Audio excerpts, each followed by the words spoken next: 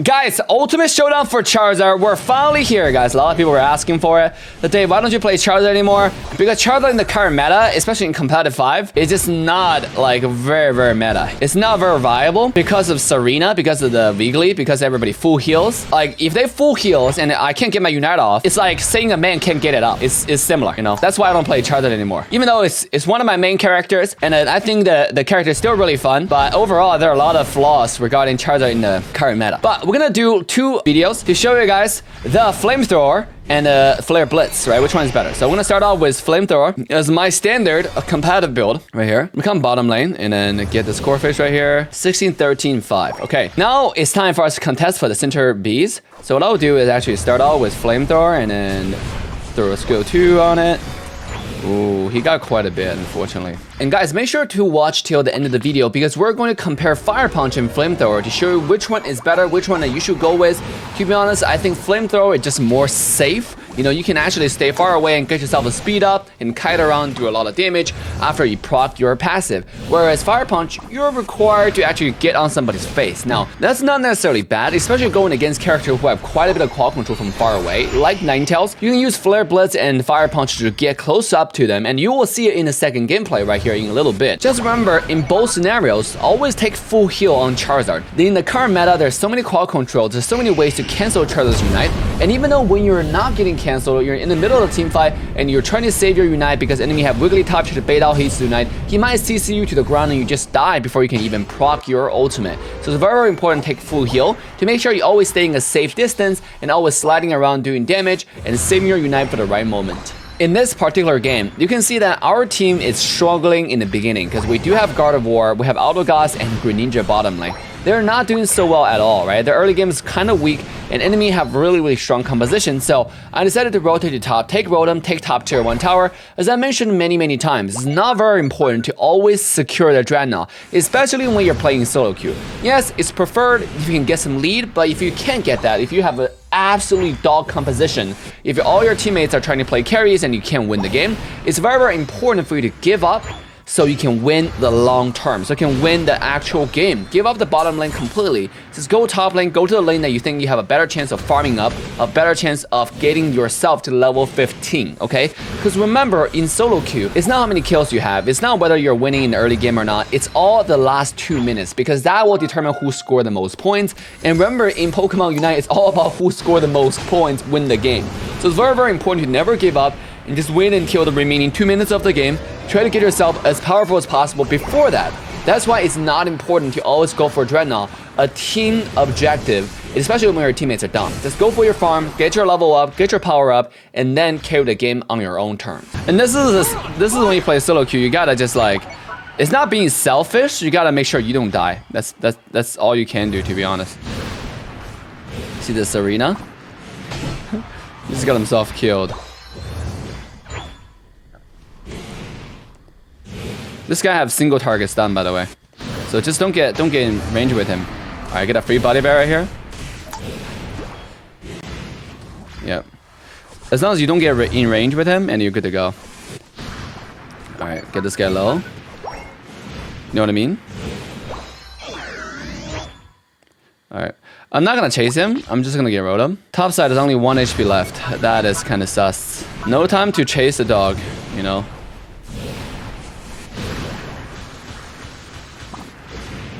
Just unite him. Bye-bye. This way, like, we can really distract topside. And also, I don't know, do quite a bit of damage to this Primarine. I'm not gonna mess with him. I mean, he just wanna get his buff. There we go. Got it. And now the bottom bears are coming up. So let's come bottom. So we did what we could, guys. Like, roaming around the map, getting objectives, doing the best we can. You gotta assess which lane give you the best chance of success when you're roaming. So in this case, I do access it's gonna be the top side because top side doesn't really have anybody. It turned out it's working out fine.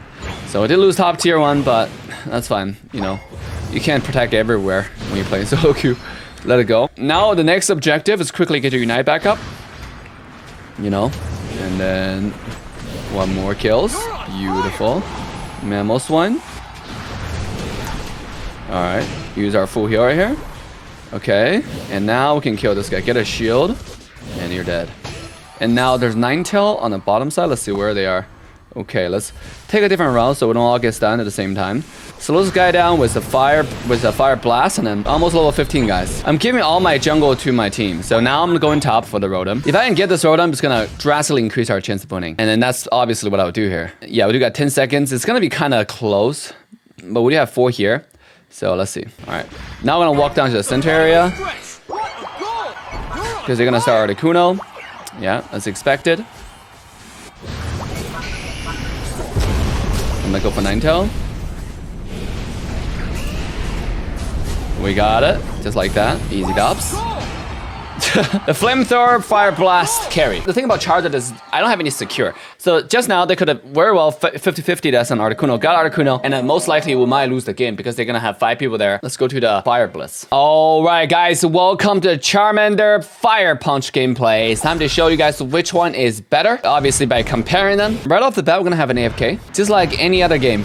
In solo queue. Master rank. What's up, Slow Bro? How you doing? Alright, let's see bottom lane. Lucario, Ninetale. Top lane is Pikachu and AFK on our team. That is kind of sus, so I'm gonna go gank bottom lane. We do have a Guard of War bottom. Our bottom lane is super weak. Alright, time to get Fire Punch. And ladies and gentlemen, I don't know what's going on with the solo queue in Pokemon Unite. It's absolutely unplayable. I played 5 games this morning. 3 out of the 5, I got red ping. Basically, I got put on a server all across the world. And 2 other games, I got 1 AFK, as you saw right here, and the other one, I have a community jungle. You can see this bottom lane right here. We have Gardevoir and Cinderace. The only reason I went bottom is because our top lane had 1 AFK and it's 2 versus 1. So even if I went top, it's a Talonflame that's not even evolved yet. So it's a really, really difficult match. But just because you have a difficult match, like I said over and over again, doesn't mean you give up. Especially when you play center position, there's always a chance for you to score 100 points before Articuno, and always a chance for you to take the Articuno and straight up win the game. The only condition I need is don't give me a red ping, please, Pokemon Unite. Like every game that I play right now, I'm getting red ping, and it just makes the game absolutely unplayable. Every move I have is like 2-second delay before the next move actually get executed. Personally, I don't mind having really noob teammates. What I do mind is just the fact that I can't play the game, like with the red ping and stuff. So hopefully that can change really, really soon. But with that, guys, you will see in this game how we carry people who AFK and end up coming back eventually in some really, really bad team comp on our side. And if you enjoy the gameplay, guys, make sure to drop the like, subscribe, and turn the bell on to all notification bells so you can join the coolest, greatest, the baddest family in the world of Pokemon Unite. And remember to join us on our daily live streams for 6 days a week so you can witness all this type of action live and see how we carry all this type of noobs in solo queue master rank. Yeah, solo queue is to torture, but there's always things you can do to increase your win rate, and how to learn those things is by watching our live stream. So hope you guys enjoyed this episode, and I'll see you guys in the comment section. Alright, jungle stolen. That means I'm not gonna get level 9, unfortunately. Both sides is a loss. Both sides is a loss. I think I'll go top. It's easier. Punch this. Get this. Level 9. Beautiful. Now I'll come in. Let's see. 32 points.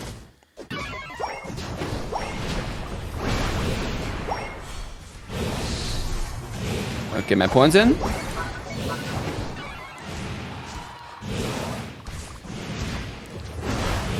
Bye-bye. Thank you. Thank you for throwing. It does allow me a little bit of ability to come back.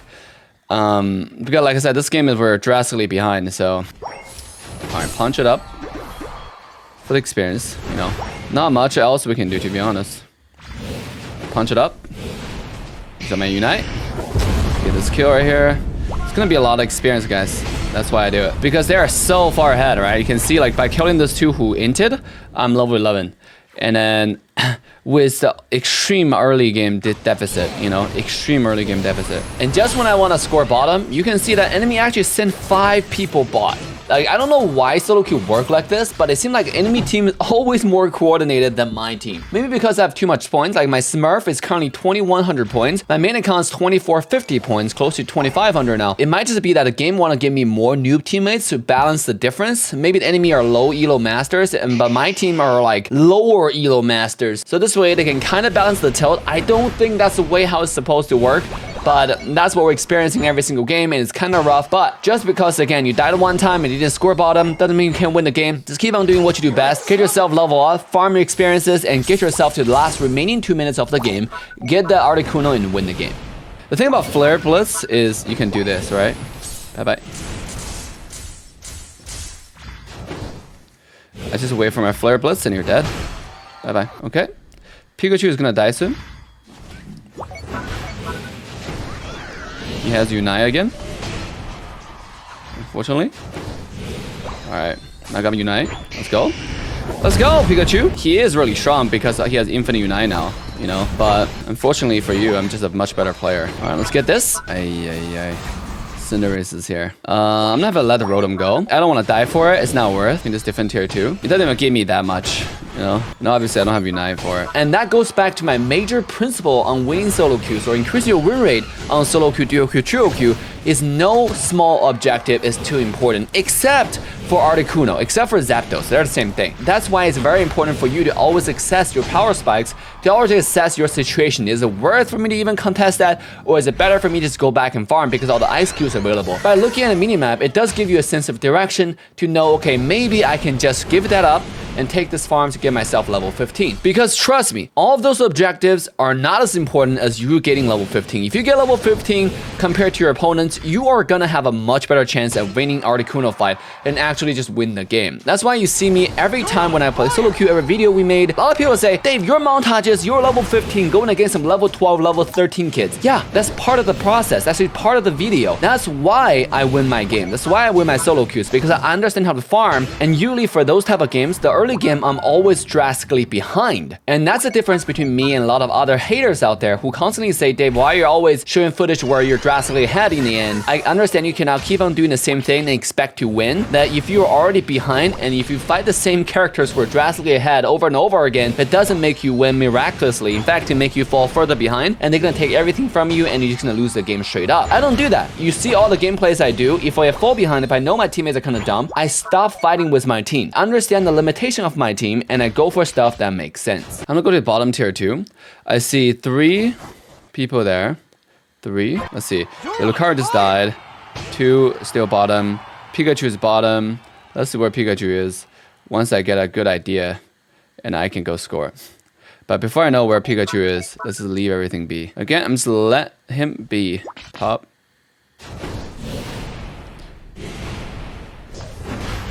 Bye-bye. Alright, that's one. Would he kill the another guy? I gotta score my 100 and we got Articuno. Beautiful. Yo, all this time that we're just wasting, because the thing about solo queue, do not start Articuno. You're gonna get yourself killed, right? So in this case, our team does it. You see this game, even though my team steal everything from me, but I keep myself at the highest level possible, score my points. And then even though we had an AFK early game, we had a very rough time, but we still won the game. Which combo do you like better, guys? Let me know in the comment section. Drop the like, subscribe, and turn the bell on to all notification bells if you find this video helpful. With that, I'm signing off, and I'll see you guys in the next episode. Make sure to check out the other video right here.